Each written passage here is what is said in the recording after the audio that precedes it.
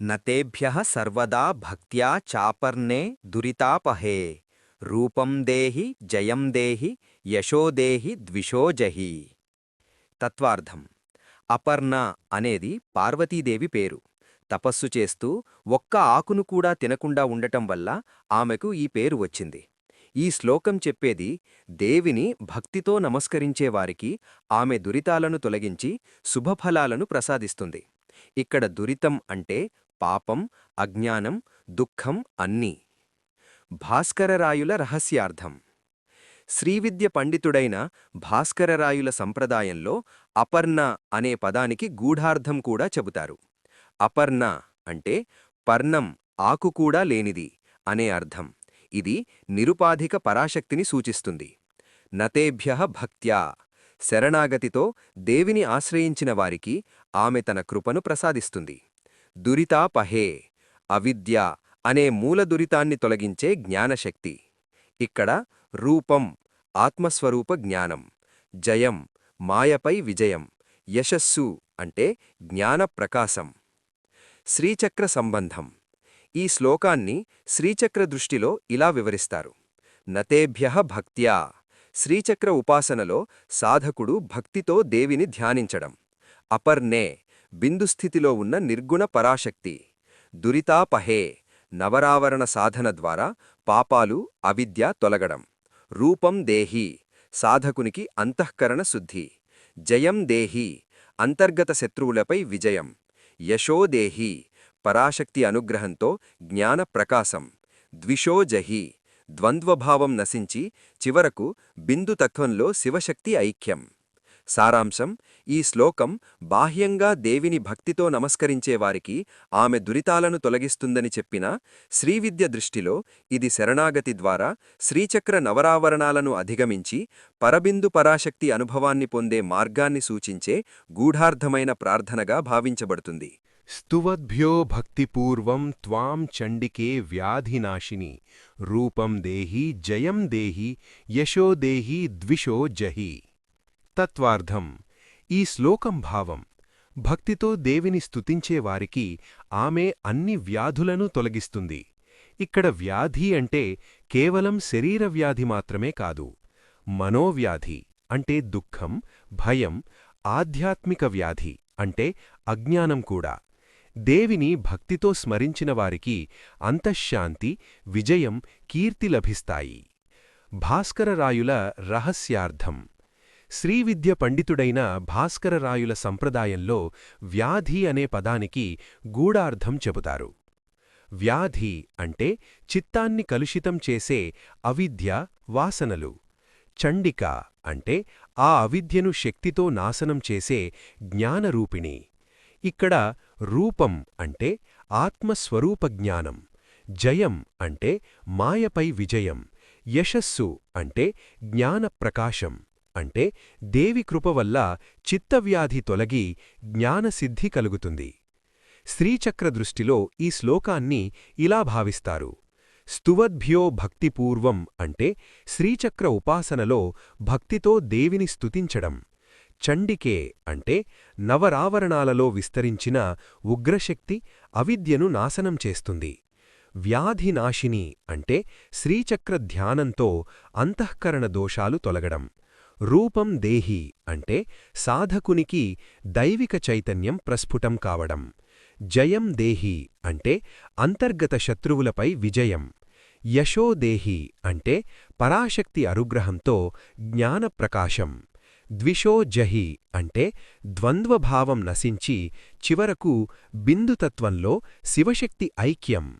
సారాంశమేంటంటే ఈ శ్లోకం బాహ్యంగా దేవిని స్తుతించేవారికి వ్యాధులు తొలగుతాయని చెప్పినా, శ్రీవిద్య దృష్టిలో ఇది అవిద్య అనే చిత్తవ్యాధిని తొలగించి శ్రీచక్ర బిందుతత్వంలో పరాశక్తి అనుభవాన్ని పొందే మార్గాన్ని సూచించే గూఢార్థమైన ప్రార్థనగా భావించబడుతుంది.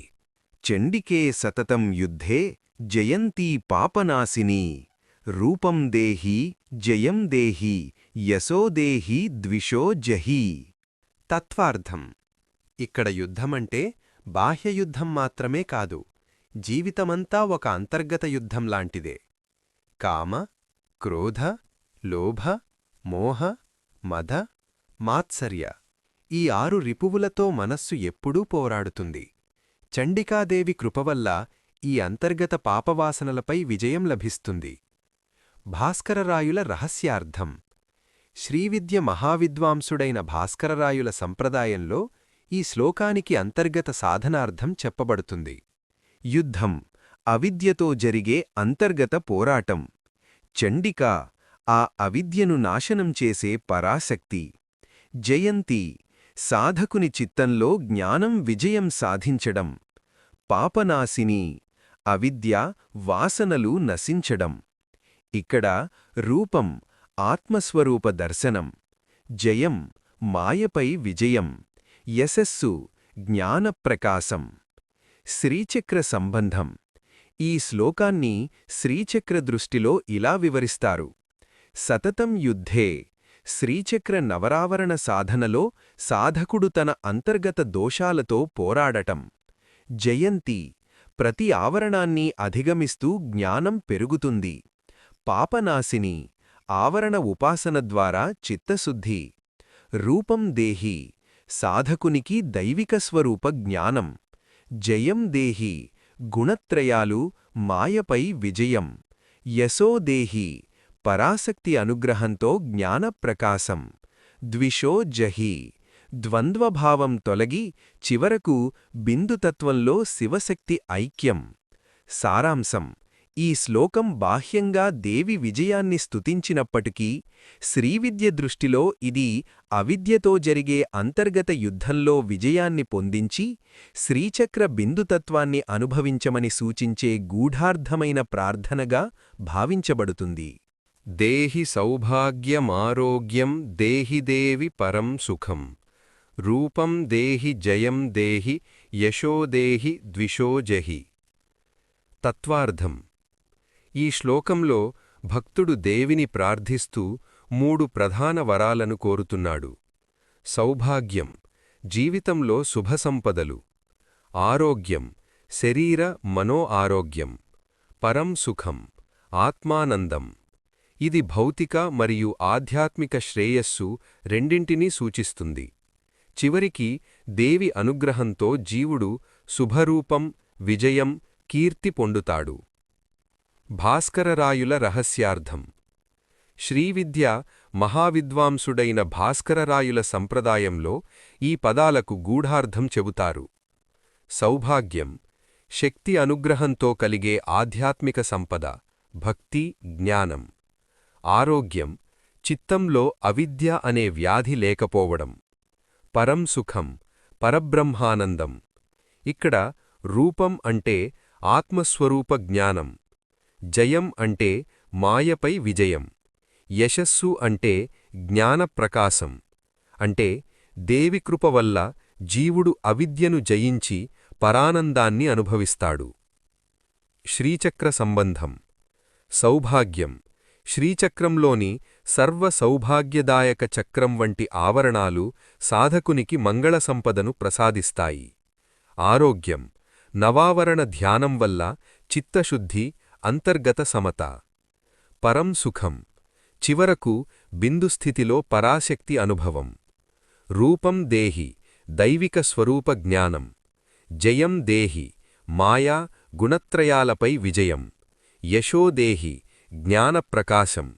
ద్విషో జహి ద్వంద్వభావం తొలగి శివశక్తి ఐక్యం. సారాంశం. ఈ శ్లోకం బాహ్యంగా సౌభాగ్యం ఆరోగ్యం సుఖం కోరే ప్రార్థనగా కనిపించినా శ్రీవిద్య దృష్టిలో ఇది అవిద్య వ్యాధిని తొలగించి శ్రీచక్ర బిందుతత్వంలో పరానందాన్ని అనుభవించమని సూచించే గూఢార్థమైన ప్రార్థనగా భావించబడుతుంది. విధేహి దేవి కళ్యాణం విధేహి విపులాం శ్రియం. రూపం దేహి జయం దేహి యశో దేహి ద్విషో జహి. తత్వార్థం. ఈ శ్లోకంలో భక్తుడు దేవిని ప్రార్థిస్తూ 2 ప్రధాన వరాలను కోరుతున్నాడు. కళ్యాణం జీవితంలో శుభం మంగళం ధర్మపరమైన శ్రేయస్సు. విపుల శ్రీ ఐశ్వర్యం సంపద అభివృద్ధి. ఇవి కేవలం భౌతిక సంపద మాత్రమే కాకుండా ధర్మం జ్ఞానం భక్తి వంటి ఆధ్యాత్మిక సంపదలను కూడా సూచిస్తాయి. భాస్కరరాయుల రహస్యార్థం. శ్రీవిద్య మహావిద్వాంసుడైన భాస్కరరాయుల సంప్రదాయంలో ఈ పదాలకు గూఢార్థం చెబుతారు. కళ్యాణం, ఆత్మజ్ఞానం వల్ల కలిగే శాశ్వత మంగళం. విపులశ్రీ, పరాశక్తి కృప వల్ల విస్తరించే జ్ఞానసంపద. ఇక్కడ రూపం, ఆత్మస్వరూప జ్ఞానం. జయం, మాయపై విజయం. యశస్సు, జ్ఞానప్రకాశం.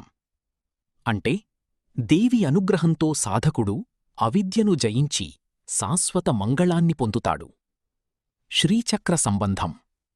కళ్యాణం, శ్రీచక్ర నవరావరణాలలో ఉన్న శక్తులు సాధకునికి మంగళఫలాలను ప్రసాదిస్తాయి.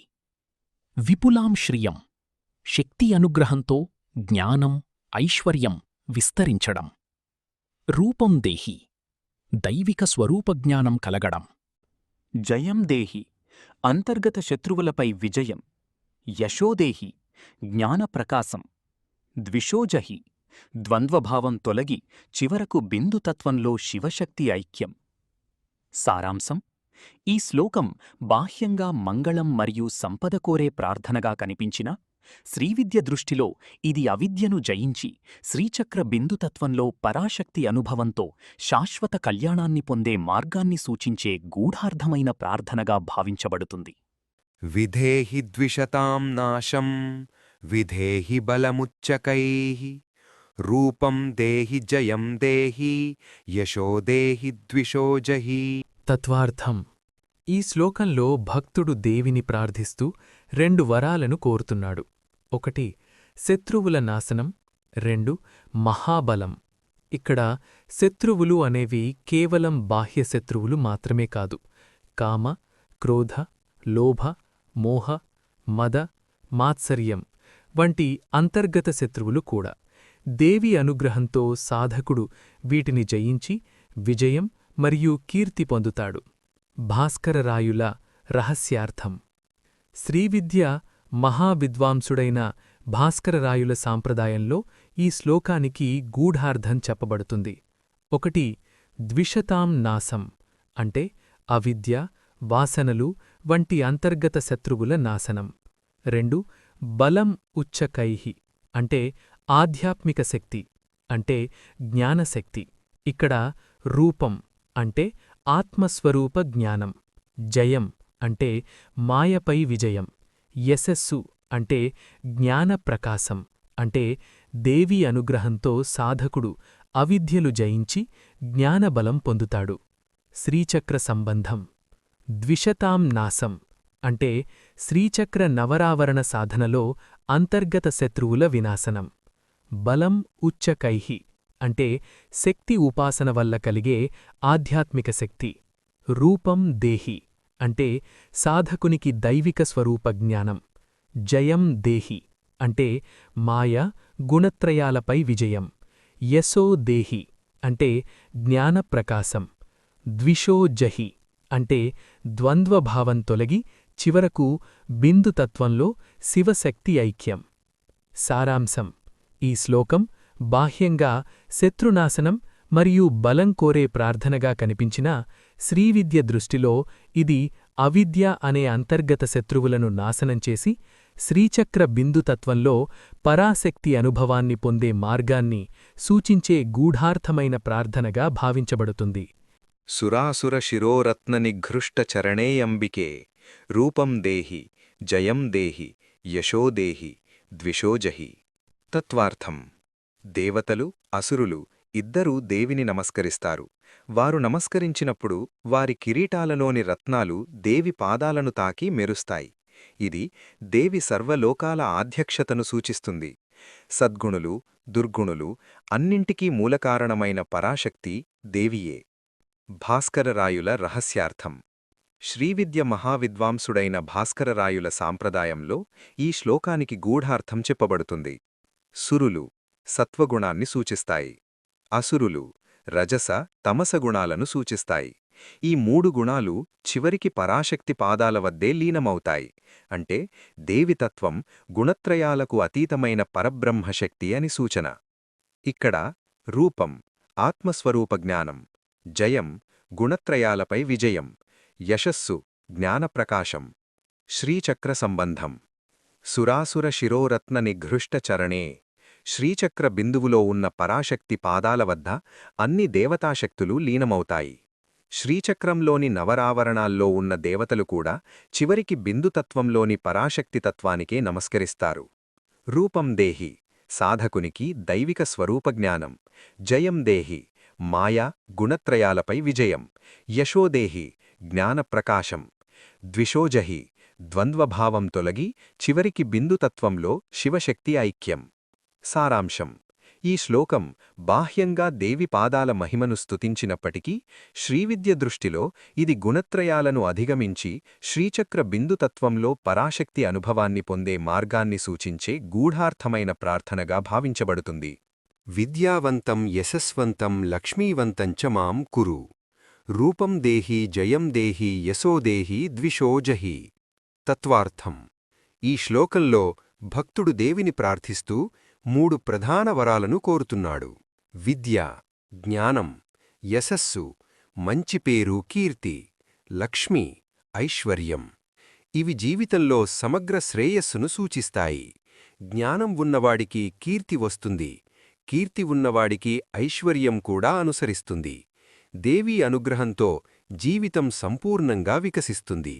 భాస్కరరాయుల రహస్యార్థం. శ్రీవిద్య మహావిద్వాంసుడైన భాస్కరరాయుల సంప్రదాయంలో ఈ పదాలకు గూఢార్థం ఇలా వివరిస్తారు. విద్య, పరాశక్తి అనుగ్రహంతో కలిగే ఆత్మజ్ఞానం. యశస్సు, ఆ జ్ఞానం వల్ల వచ్చే జ్ఞానప్రకాశం. లక్ష్మి, పరబ్రహ్మానంద రూపసంపద. ఇక్కడ రూపం, ఆత్మస్వరూప దర్శనం. జయం, మాయపై విజయం. యశస్సు, జ్ఞానప్రకాశం. అంటే దేవీ కృప వల్ల జీవుడు జ్ఞానం పొందుతూ ఆధ్యాత్మిక సంపదను అనుభవిస్తాడు. శ్రీచక్ర సంబంధం. విద్యావంతం. శ్రీచక్ర ఉపాసన ద్వారా శ్రీవిద్య జ్ఞానం లభించడం. యశస్వంతం. ఆ జ్ఞానం వల్ల సాధకునికి కీర్తి, ప్రభావం కలగడం. లక్ష్మీవంతం. శక్తి అనుగ్రహంతో ఐశ్వర్యం, శుభసంపద కలగడం. రూపం దేహి. దైవిక స్వరూప జ్ఞానం. జయం దేహి. అంతర్గత శత్రువులపై విజయం. యశోదేహి. జ్ఞానప్రకాశం. ద్విషోజహి. ద్వంద్వభావం తొలగి చివరకు బిందుతత్వంలో శివశక్తి ఐక్యం సిద్ధించడం. సారాంశం. ఈ శ్లోకం బాహ్యంగా విద్య, కీర్తి, ఐశ్వర్యం కోరే ప్రార్థనగా కనిపించినా శ్రీవిద్య దృష్టిలో ఇది శ్రీవిద్య జ్ఞానంతో అవిద్యను జయించి శ్రీచక్ర బిందుతత్వంలో పరాశక్తి అనుభవాన్ని పొందే మార్గాన్ని సూచించే గూఢార్థమైన ప్రార్థనగా భావించబడుతుంది. దేవి ప్రచండ దోర్దండ దైత్యదర్పనిషూదిని. రూపం దేహి జయం దేహి యశోదేహి ద్విషోజహి. తత్వార్థం. దేవి తన అపారమైన శక్తితో దైత్యుల గర్వాన్ని నాశనం చేస్తుంది. ఇది బాహ్యంగా అసుర సంహారాన్ని సూచించినా అంతర్గతంగా ఇది అహంకారం మరియు దుర్గుణాల వినాశనాన్ని సూచిస్తుంది. మనిషిలో ఉన్న అహంకారం, దర్పం, దుర్వాసనలు తొలగితేనే నిజమైన శాంతి మరియు విజయం లభిస్తాయి. భాస్కరరాయుల రహస్యార్థం. శ్రీవిద్య మహావిద్వాంసుడైన భాస్కరరాయుల సంప్రదాయంలో ఈ శ్లోకానికి గూఢార్థం ఇలా చెప్పబడుతుంది. ప్రచండ దోర్దండ, పరాశక్తి యొక్క అపారమైన చిత్శక్తి. దైత్య దర్పం, అహంకారరూప అవిద్య. దేవి ఆ జ్ఞానశక్తితో అవిద్యను నాశనం చేస్తుంది. ఇక్కడ రూపం, ఆత్మస్వరూప జ్ఞానం. జయం, అహంకారంపై విజయం. యశస్సు, జ్ఞానప్రకాశం. అంటే దేవి అనుగ్రహంతో జీవుడు అవిద్యను జయించి జ్ఞానంలో స్థిరపడతాడు. శ్రీచక్ర సంబంధం. ప్రచండ దోర్దండ, శ్రీచక్రంలో ఉన్న శక్తి త్రికోణాల అపార శక్తి. దైత్య దర్ప నిషూదిని. నవరావరణ సాధనలో అహంకారం, అవిద్య నాశనం. రూపం దేహి. సాధకునికి దైవిక స్వరూప జ్ఞానం. జయం దేహి. గుణత్రయాలు, మాయపై విజయం. యశోదేహి. జ్ఞానప్రకాశం. ద్విషోజహి. ద్వంద్వభావం తొలగి చివరకు బిందుతత్వంలో శివశక్తి ఐక్యం. సారాంశం. ఈ శ్లోకం బాహ్యంగా దేవి అసురల గర్వాన్ని నాశనం చేసిన మహిమను స్తుతించినప్పటికీ శ్రీవిద్య దృష్టిలో ఇది అహంకారరూప అవిద్యను నాశనం చేసి శ్రీచక్ర బిందుతత్వంలో పరాశక్తి అనుభవాన్ని పొందే మార్గాన్ని సూచించే గూఢార్థమైన ప్రార్థనగా భావించబడుతుంది. ప్రచండ దైత్య దర్పఘ్నే చండికే ప్రణతాయ మే రూపం దేహి జయం దేహి యశో దేహి ద్విషో జహి. తత్వార్థం. ఈ శ్లోకంలో భక్తుడు చండికా పరాశక్తిని ప్రార్థిస్తూ ఇలా అంటున్నాడు: ఓ దేవి, ఉగ్రరూపంతో రాక్షసుల గర్వాన్ని నాశనం చేసే శక్తి నీవే. నేను నీ శరణు వచ్చినవాడిని. నాకు దైవ సౌందర్యం అంటే ఆత్మశుద్ధి, విజయము అంటే ధర్మసిద్ధి, యశస్సు అంటే సత్సంపద ఇవ్వు. అంతేకాదు, నా అంతర్గత శత్రువులైన కామ, క్రోధ, లోభాది దుష్ప్రవృత్తులను నాశనం చేయు. ఇక్కడ బాహ్య శత్రువుల కంటే అంతర్గత అహంకారమే ప్రధాన దైత్యుడు అని శాస్త్రార్థం. భాస్కరరాయుల రహస్యార్థం. భాస్కరరాయుల పరంగా ఈ శ్లోకంలో దైత్య దర్పం అంటే జీవుడి అహంకారము, ప్రచండ మహామాయ యొక్క తీవ్రశక్తి, దైత్య దర్పఘ్నే అహంకారాన్ని భేదించి జీవుణ్ణి బ్రహ్మజ్ఞానానికి తీసుకువెళ్లే కుండలినీశక్తి, రూపం దేహి ఆత్మస్వరూప జ్ఞానం, జయం దేహి ఇంద్రియాలపై విజయం, యశో దేహి బ్రహ్మవిద్య ఫలమైన శాశ్వత కీర్తి, ద్విషో జహి అవిద్య, మల, వాసనలను నాశనం చేయు. అందువల్ల ఈ శ్లోకం ఆధ్యాత్మికంగా అహంకార సంహారం కోసం చేసే ప్రార్థన. శ్రీచక్ర సంబంధం. దైత్య దర్పఘ్నే అనే పదం శ్రీచక్రంలోని అంతఃత్రికోణ శక్తిని సూచిస్తుంది. ఇది సాధకునిలో ఉన్న అహంకార, మల, కర్మవాసనలను నశింపజేసే శక్తి. రూపం దేహి దేవి యొక్క చిద్రూపాన్ని ధ్యానించుట. జయం దేహి ఆవరణాలను దాటి బిందవుకు చేరే సాధన విజయం. యశో దేహి దేవి అనుగ్రహంతో ఆత్మజ్ఞానం. అంటే ఈ శ్లోకం శ్రీచక్ర ఉపాసనలో అంతరారాధనకు శక్తిని ప్రసాదించే మంత్రప్రార్థనగా భావించబడుతోంది.